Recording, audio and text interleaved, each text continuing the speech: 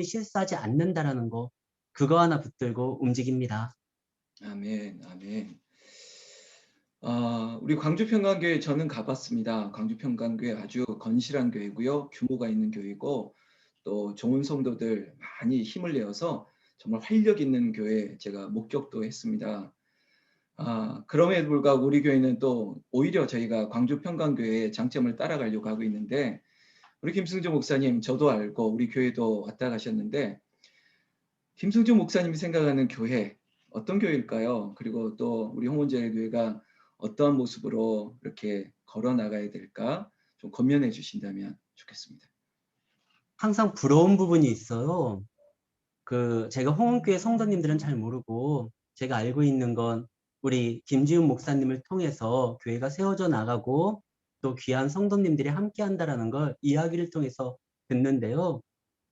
전 솔직히 줌으로 설교하는 거 지금 처음입니다. 우리 교회에서도 이렇게 온라인 예배를 드렸지만 줌으로 활동한 적은 없는데 이런 변화나 새로운 시도에 대해서 두려워하지 않는 것 같아요. 홍은재 교회가. 그래서 참 그 부분이 좀 부럽기도 하고 빠른 시대의 변화에서 끌려가는 것이 아니라 오히려 선도하고 이끌려고 하는 그 홍은교회가 홍은교회만이 갖고 있는 독특한 장점이지 않을까 싶고 이 장점을 교회의 강점으로 살려서 지금보다 앞으로 더 나은 미래를 향하여 그리고 한국 교회의 큰 역할을 감당하는 그런 홍은교회가 되기를 예수의 이름으로 축원합니다. 아멘. 아멘. 이거는 뭐 또 색다른 질문인데 목사님 그 두 딸 있지 않습니까? 그리고 사모님 있는데 두 딸에게 또한 사모님에게 목사님은 가정에서 몇 점 정도 점수를 받을 수 있을까요? 자, 100점 만점에 내가 생각하는 내 점수는 목사로서 말고 아빠로서 남편으로서. 남편으로서는 좋은 점수를 주고 싶고요. 오호. 아이들에게는 항상 미안해요. 네, 그 미안한 감이 있기 때문에 감히 제 스스로 점수를 매길 수가 좀 없네요. 질문 그만하면 안 될까요? 줌으로 하는 것이 너무 부담돼서. 제가 왜 마지막에 질문했냐면 네. 여러분 남자 그냥 제가 전형적인 대한민국 남자인데 남자로서는 오히려 아이들에게 점수가 또 아내에게 점수 사실은 아내에게 점수 받기 쉽지 않지 않습니까? 저도 마찬가지인데요. 근데 제가 왜 이 질문했냐면 대한민국에서 가장 러블리한 목사님 아마 탑5에 들 겁니다. 아내한테 사모님한테 너무 잘해요. 너무 잘해요. 저희가 기도원에 가서도 같이 숙박도 해봤는데 거의 30분에 한 번씩 통화를 합니다. 이건 좀 과장은 됐겠죠. 그런데 그 통화 내용에 달달달달이 떨어지는데 저희 목사들이 다 이거는 본받아야 된다고. 이거는 본받아야 된다고. 그러면서 느낀 게 있습니다. 이거는 타고난 거다. 이거는 타고난 거다. 그래서 우리 김수준 목사님 목회가 아주 달달하게 자라더라고요. 그래서 저도 좀 부드러워지려고 노력하겠습니다. 자, 본격적으로. 자, 목사님, 오늘 우리에게 주실 성경 말씀 제목 직접 좀 소개해 주시고요. 성경 봉독 후에 제목과 또 말씀 한번 전해 주시면 좋겠습니다. 함께 보실 하나님의 말씀은 창세기 39장 2절, 3절, 그리고 21절, 23절 말씀입니다. 창세기 39장 2절과 3절, 21절, 23절까지의 말씀입니다. 오늘 말씀의 제목은 희생, 결코 손해보는 것이 아니다라는 것입니다. 찾으셨으면 제가 봉독할 때 같이 위치해 있는 곳에서 함께 합독해 주시기를 바랍니다. 2절 말씀 읽습니다. 여호와께서 요셉과 함께 하심으로 그가 형통한 자가 되어 그의 주인 애굽 사람의 집에 있으니 그의 주인이 여호와께서 그와 함께 하심을 보며 또 여호와께서 그 범사에 형통하게 하심을 보았더라. 21절 여호와께서 요셉과 함께 하시고 그에게 인자를 더하사 간수장에게 은혜를 받게 하심에 간수장이 옥중 제수를 다 요셉의 손에 맡김으로 그 재반 사물을 요셉이 처리하고 간수장은 그의 손에 맡긴 것을 무엇이든지 살피지 아니하였으니 이는 여호와께서 요셉과 함께 하심이라. 여호와께서 그를 범사에 형통하게 하셨더라. 아멘. 어, 우리가 형통하기를 원합니다. 그래서 찬송가에서도 만사형통하겠네라는 그 찬양이 있는 곡을 좋아하기도 하는데요. 오늘 본문에 보면 우리가 그렇게 꿈꾸고 소망하는 그 형통이라는 것을 직접 체험하고 경험한 사람이 나옵니다. 그의 이름이 요셉입니다. 오늘 본문 말씀에 보면 요셉이 애굽의 노예가 되었는데 그 집에서 형통하게 되었다라는 말이 나옵니다. 그리고 간수에 의해서 감옥에서 생활하게 되는데 간수가 보기에 요셉이 형통하게 역사됐다라는 걸 보게 됐다는 거예요. 근데 우리는 의문점이 있습니다. 우리가 보통 노예로 끌려가서 형통하다고 하면 그가 노예에서 풀려나야 되는 거예요. 그런데 여전히 요셉은 노예입니다. 근데 성경은 형통한다고 말을 해요. 죄가 없었는데 억울하게 그것도 제목도 좀 지저분해요. 강간 미수범으로 감옥에 가게 됩니다. 사실 요셉은 전혀 그러한 죄된 행동을 하지 않았어요. 오히려 하나님과 주인에게 내가 죄를 범할 수 없다라고 오히려 의롭게 행동하다가 억울하게 감옥에 갔습니다. 근데 그 감옥에서 형통하다고 하면 억울함이 풀려서 감옥에서 나와야 되는 겁니다. 근데 여전히 감옥에서 죄수예요. 우리가 생각하는 형통과 하나님께서 성경을 통해서 말씀하시는 형통이 조금 다른 것 같아요. 우리는 우리의 뜻대로 어떠한 생각과 바람대로 모든 일들이 일사천리대로 풀리는 것을 형통이라고 하는데 성경에서는요. 주의 일을, 주의 사명을 감당하는데 거칠 것이 없는 게 형통입니다. 노예지만 나와 함께 하시는 하나님을 증거하고 나타나는데 문제가 안 되면 형통한 거예요. 죄수지만 감옥에서 자유를 얻지 못하지만 그곳에서 하나님의 함께함을 많은 이들에게 보이며 주의 뜻을 전하면 그것이 형통한 겁니다. 근데 이런 형통은 좀 우리가 원치 않잖아요. 이왕이면 좀 인정받고. 근데 요셉을 보면 요셉은 크게 잘못한 게 없는 것 같은데 하나님이 굳이 요셉에게 형통이라는 걸 알려주려고 노예로 감옥에서 죄수로 살아가게 만들었을까? 이런 의문이 듭니다. 사실 요셉은요. 그의 형제들 중에서 유일하게 하나님이 보여주신 비전과 꿈을 품었던 사람입니다.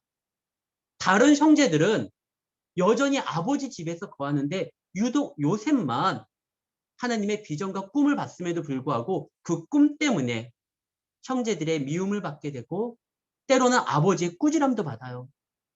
사실 요셉은요. 아버지한테 혼났던 적이 없는 것 같아요. 채색 옷을 입히고 항상 끼고 돌았잖아요. 야곱이. 근데 말씀에 보면 야곱이 언제 한번 요셉을 혼내느냐? 요셉이 꿈에 대해서 이야기할 때예요. 아버지, 내가 꿈을 꿨는데 해달 별이 나에게 절하더이다.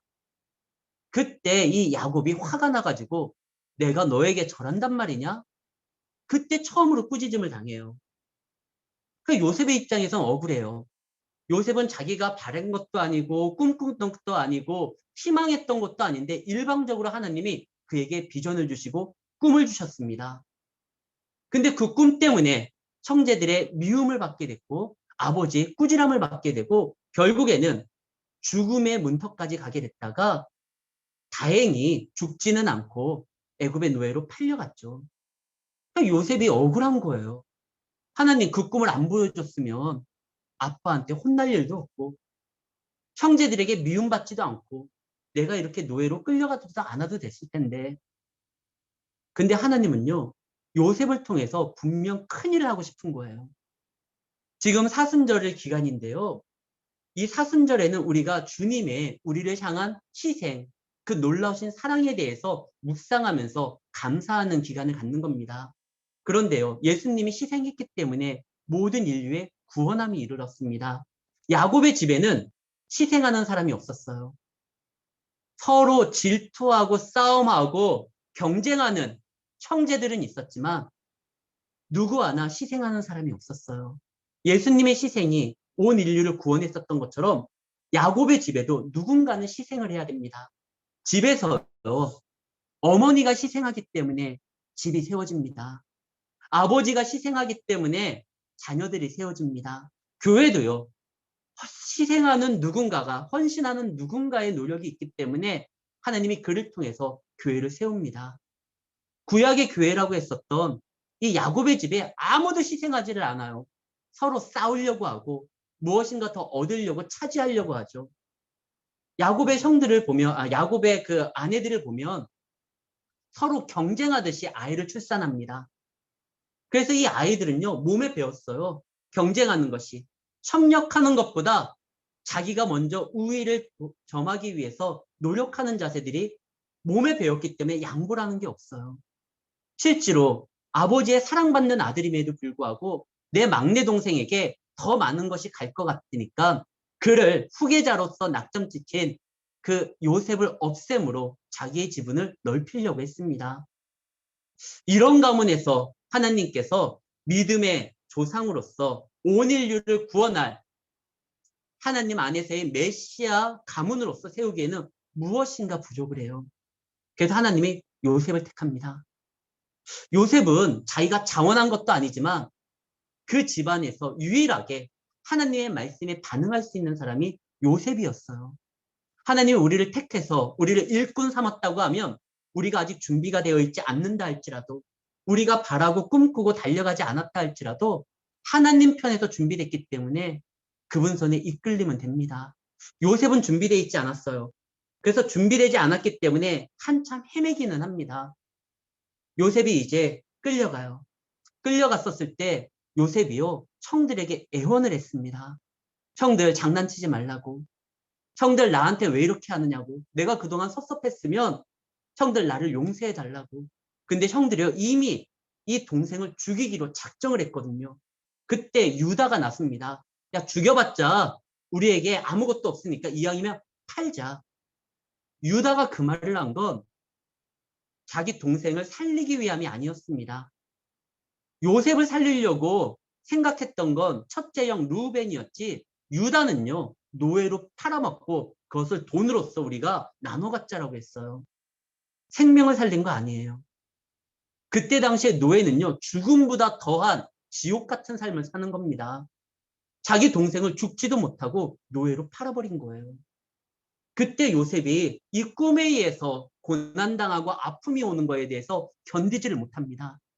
근데요, 그 꿈 때문에 고생하지만 그 꿈 때문에 요셉이 자신의 삶을 포기하진 않습니다. 놀랍게 마치 태어났을 때부터 노예로서 최적화된 삶의 모습을 가지고 있는 것처럼 요셉이 열심히 노예로서의 활동을 합니다. 그래서 주인의 눈에 띄게 되고 가정 총무가 되죠.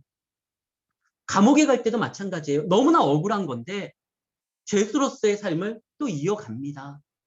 왜냐하면 그로 하여금 도저히 견딜 수 없는 고통과 아픔이 있었지만 하나님은 실수하지 않아요.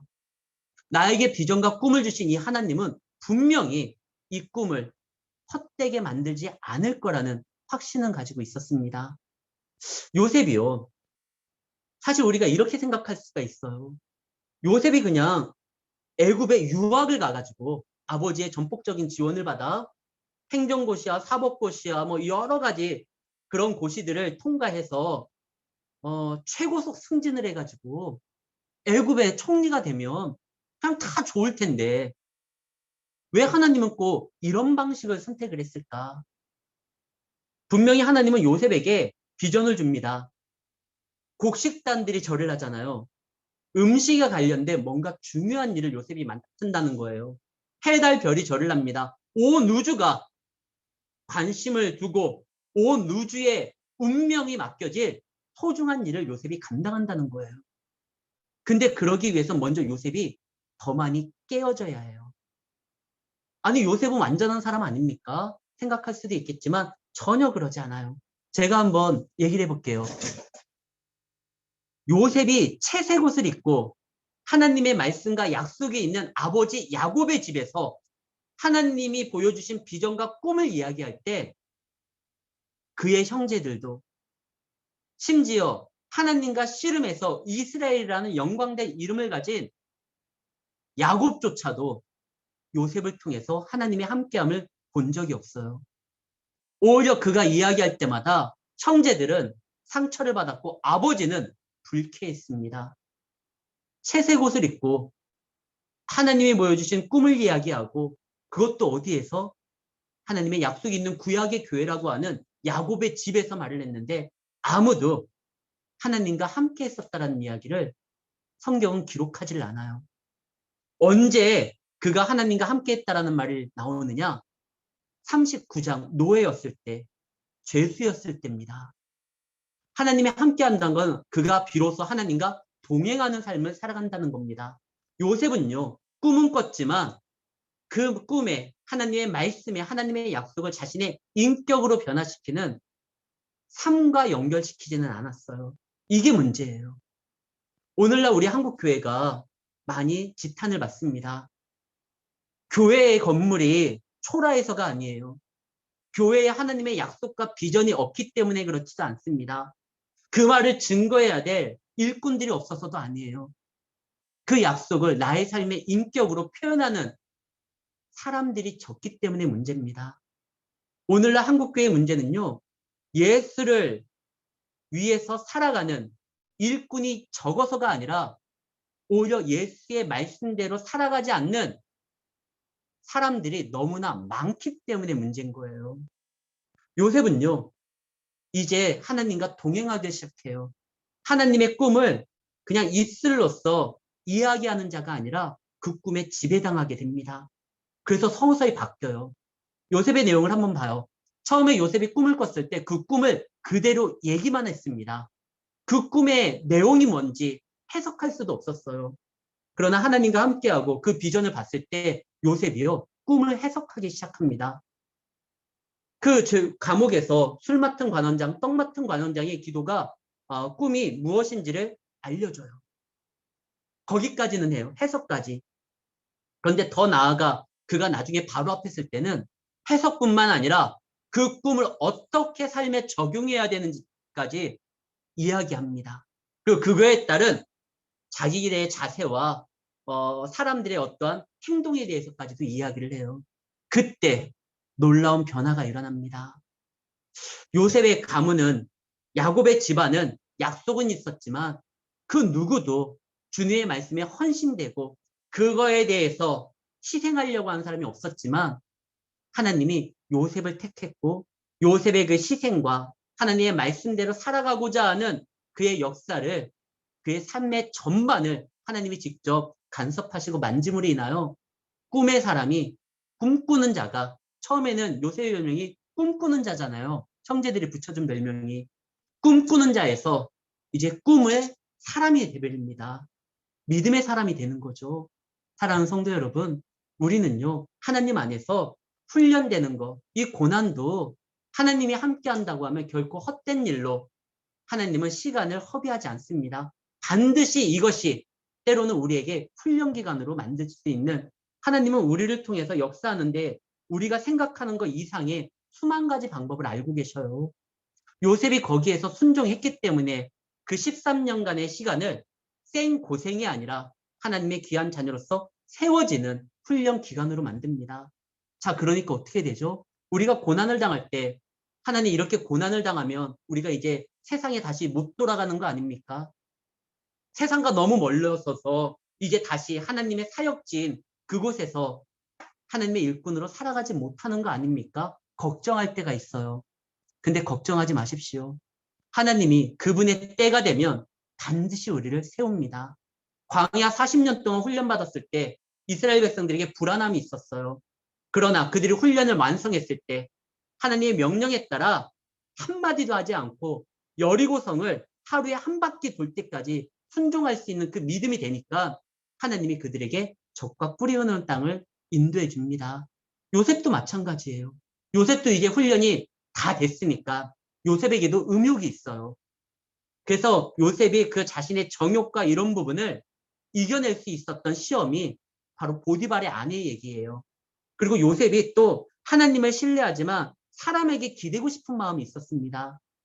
그것이 바로 술 맡은 관원장에게 부탁했던 거예요. 그러나 그 모든 것들보다 하나님만을 바라보려고 했던 그의 믿음이 이제 완전히 세워졌을 때 하나님이 그를 세웁니다. 놀라운 역사가 나타나잖아요. 꿈이요. 해석을 하는 거 아무것도 아니에요. 귀에 걸면 귀걸이고 코에 걸면 코걸입니다. 술 맡은 관원장에 의해서 요셉이 바로 앞에 서기 전까지 하나님이요. 바로로 하여금 꿈꾸게 만들었고, 그리고 바로 앞에 꿈에 대해서 해몽하는 모든 사람들의 입을 닫게 만들었어요. 바로가 꿈을 꿉니다. 근데 꿈에 해석하는 사람이 한 명도 없어요. 이상하잖아요.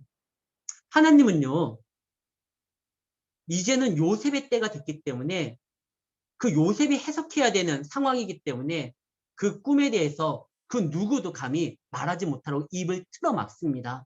제가 만약에 바로 옆에 섰던 사람이면 대충 해몽했을 거예요. 뭐 7마리 소가 나왔습니까? 왕이여 기뻐하십시오. 앞으로 7년 동안 공주를 낳을 것입니다. 이거 태몽입니다. 이렇게 말할 수도 있잖아요. 연거푸 2번 얘기했습니까? 축하합니다. 쌍둥이입니다. 이 말 할 수 있어요. 근데 7년 후에 애가 안 나왔어요. 그럼 이거 부정 타서 그렇다고 뭐 부적을 하나 쓰면 됩니다. 얼마든지 얘기할 수 있어요. 그런데 그 누구 하나 그 말도 못해요. 꿈에 대해서 박식하지 못한 저도 둘러대서 말할 수 있는 거를 아무도 말을 못합니다. 왜? 이제 하나님께서 세워야 될 때니까 세상이 잠잠하도록 그들의 입을 틀어막습니다. 사랑하는 성도 여러분, 우리가 이 고난의 때에 믿음으로써 잘 견디면 반드시 하나님이 홍기회를 통해서 하시고자 하는 역사를 사역을 이루어 주실 기회를 주실 겁니다. 이미 그 기회가 왔을 수도 있어요. 여러분들이 잘 감당하면서 나아간다고 하면 그동안 홍은교회가 경험하지 못했었던 사역의 놀라운 결과를 부흥의 때를 분명 맞이할 겁니다. 누가 더 많이 말씀에 희생하고 헌신하고 살아갈 것을 다짐한다고 하면 채색 옷을 걸치고 움직이는 것이 아니라 꿈에 반응해서 하나님과 동행하는 삶을 살아갈 때 하나님은 반드시 여러분들을 통해서 역사한다는 것을 기억하시고 이 사순절 기간 우리를 위하여 희생하셨던 주님의 고난을 생각하며 믿음으로써 견디고 그리고 하나님 안에서 희생은요 결코 손해가 아닙니다. 오히려 하나님이 기억하시기 때문에 만배로 갚으시는 하나님 앞에 약속 어음을 발행하는 틀림없는 약속을 이루어 주시는 하나님 앞에 우리가 이미 보장된 어떤 축복의 길로 나아가는 것이라는 것을 기억하시고 끝까지 순종하시며 믿음으로써 승리하는 우리 성도님들이 되시기를 예수의 이름으로 축원합니다. 아멘. 말씀 이거 마치면 끝나나요 이제? 네. 기도해야 아멘. 되나요? 잠깐만요, 목사님. 또 기도해주고 나가셔야 되니까. 자, 이따가 기도해 주실 줄 알고, 그 믿음이라는 게 아는 것으로 그친다면 그게 진짜 믿음일까? 그 믿음은 그 동사죠. 움직여야 되죠. 그렇죠. 다 아는 거죠. 아는데 아는 걸 하고 하지 않는 차이가 아주 큰 차이일 줄로 알고 있습니다. 그런 의미에서 오늘 요셉의 이야기를 통해서 형통한 자, 이 고난 가운데도 그 음부의 권세에 갇혀 있다 할지라도 또 하나님의 형통함을 믿을 수 있는 그 믿음이 우리 모두의 또 은혜가 되리라고 믿습니다. 자, 우리 귀한 말씀 주신 광주 평강교회 김승준 목사님을 위해서 또 감사하는 박수, 우리 계신 곳에서 다 함께 박수하겠습니다. 감사합니다. 감사합니다. 자, 목사님, 한 줄 요약이라고 할까요? 오늘 주신 말씀을 우리 성도들에게 가슴 깊이 새길 수 있도록 다시 한번 우리에게 말씀해 주시고 또 이 말씀을 이렇게 적용했으면 좋겠다. 사실 필드에서 우리의 삶이 진짜가 빛이 나야 하니까 어떤 말씀을 주시면 좋을까요? 하나님의 비전은 말이 아니라 능력이라는 거. 그래서 말로써 얼마만큼 많이 알고 지식으로서 쌓는 것이 아니라 요셉처럼 그가 고난 가운데 함께 하시는 하나님을 발견하고 하나님과 동행할 때 그때 우리 앞에 하나님께서 모든 일들을 감당할 수 있는 힘을 준다라는 거 그걸 기억하시고 정말 그 어떠한 순간에서든지 주의 일을 하는 데 있어서 거침이 없는 형통한 길을 살아가는 우리 성도님들이 되시기를 바랍니다. 아멘, 아멘. 감사합니다. 김승 목사님, 우리가 이제 사족을 좀 달려고 하는데 어떠세요? 이렇게 줌으로 오늘 처음 설교하신다고 했는데 설교자로서의 느낀 점 그리고 또한 스스로의 피드백을 한다면 한 말씀 해주시죠. 음, 너무 힘들어요. 아니, 이걸 어떻게 새벽마다 하시는지, 목사님도 그렇고, 또 이런 낯선 경험을 성도님들이 함께 동참해주고 한다는 것이 참 대단하신데요. 저는 다시는 안 할 것 같아요. 너무 힘들어서. 참, 이 어려운 걸 당연하게 받아들이고 행동하시는 목사님과 우리 성도님들 참 귀합니다. 너무 감사합니다. 목사님 너무 감사하고요. 또 우리가 온라인이 아니라 오프라인에서 또 서로 배울 날을 우리 목사님 설교 정말 깊숙하게 또 오랫동안 잘 해주시는 분인데 또 제가 좀 재촉을 했습니다. 길게 하지 마세요. 담임 목사도 길게 안 하는데 우리 강사 목사님 함축해서 좀 해주십시오. 부탁을 했더니 아이고 또 잘 따라주셔서 감사하고 제가 참 좋아하는 목사님이세요. 오늘 말씀 전해주셔서 다시 한번 감사드립니다. 한번 우리 성도들 위해서 기도해 주시고 축도로 마쳐주시면 좋겠습니다. 네, 기도하겠습니다. 하나님 아버지 감사합니다. 우리 홍은제일교회 이렇게 어려운 시기에도 하나님의 말씀으로서 하나 되고 함께하기를 원해서 여러 가지 지혜를 구하고 또한 구하는 거에서 그치는 것이 아니라 행동으로 옮김으로 하나님의 말씀을 감당하며 나아가고자 하는 귀한 성도들을 기억하여 주시고 이들의 삶에 하나님의 놀라우신 은혜가 예비된 은총이 축복이 항상 펼쳐질 수 있도록 주여 이끌어 주시옵소서. 말씀을 붙들고 살아가는 성도의 삶에 하나님께서 거칠 것 없는 형통의 길로 연결해 주시고 인도하신다라는 그 사실을 기억하며 끝내 승리하고 끝내 하나님 안에서 아버지께서 기뻐하시는 삶을 완성하면서 나아가는 우리 홍은 제일교회 되어줄 수 있도록 이끌어 주시옵소서. 함께 하심을 믿고 감사를 드리며 살아계신 예수님 이름으로 기도드립니다. 아멘. 아멘, 아멘. 목사님 감사합니다. 또 편안하게 가시고요. 우리 네. 다시 우리 만날 때 또 반갑게 또 교제하도록 하겠습니다. 자, 목사님 보내드리고요. 우리 찬양하겠습니다. 찬송가 191장, 찬송가 191장. 내가 매일 기쁘게. 여러분 계신 곳에서 박수 치면서 찬양하고요. 힘차게 선포하십니다. 성령이 어디에 계시나? 여기 계십니다. 성령이 여기 계십니다. 우리 함께 힘차게 찬양 드릴까요?